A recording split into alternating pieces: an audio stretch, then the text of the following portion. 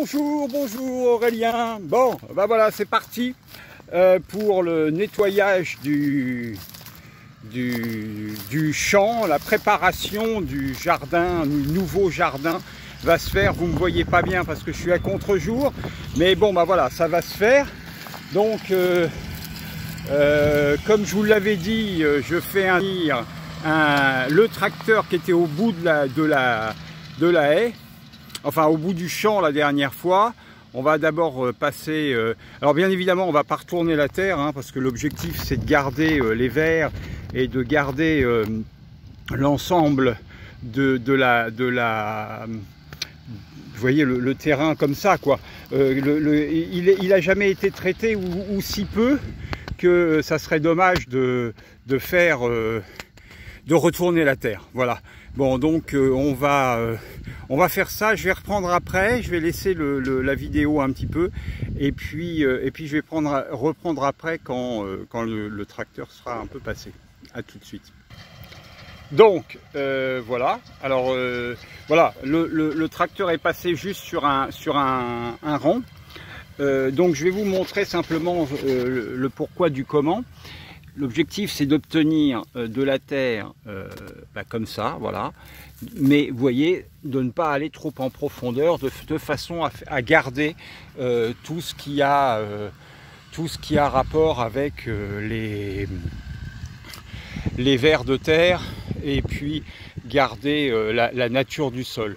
Voilà. Alors l'avantage, c'est que vous voyez, comme vous pouvez le voir, c'est une terre qui est très légère. Et qui est composé de sable et de terre. Alors après on fera une analyse plus spécifique, mais pour l'instant déjà c'est pas mal. Voilà, donc un premier rang, et vous voyez, on va garder toute la paille qui est par terre, ce qui va nous permettre d'avoir un beau fumier dans l'année prochaine. Sachant que bien évidemment je vais travailler par but, donc tout ça, ça sera entièrement cultivé.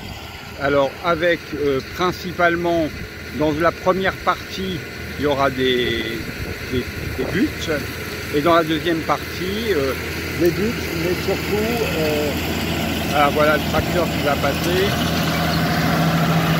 Voilà, un bel engin. Voilà, vous voyez, c'est juste ça. Ça permet de rafraîchir la terre sans tout abîmer. Voilà, bon. Donc tout le champ va être comme ça. Je ne vais pas vous montrer tout le champ parce que ça n'a véritablement pas d'intérêt.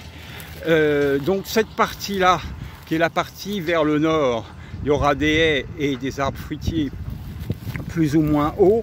Et puis vraisemblablement tous les petits fruits, framboisiers, cassis, groseilles, etc., maquereaux, voilà, dans toute cette partie-là, jusqu'à en fait le bout de la haie que vous voyez là, et qui ira, on aura une butte qui sera assez longue dans cette partie-là.